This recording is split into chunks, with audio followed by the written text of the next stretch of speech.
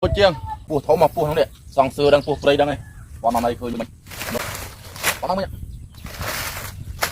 chỗ có cái lợn máu hoặc lại cúi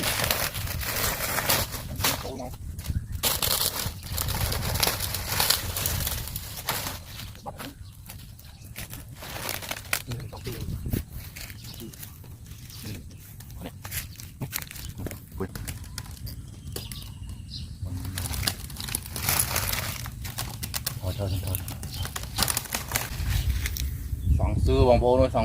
sòng sư ốm mà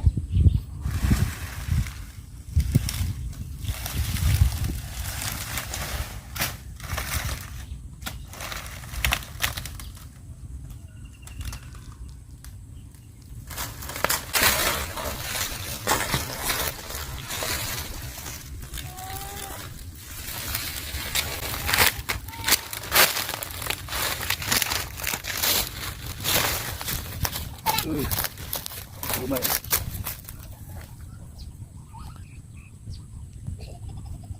mà trông rồi bật kia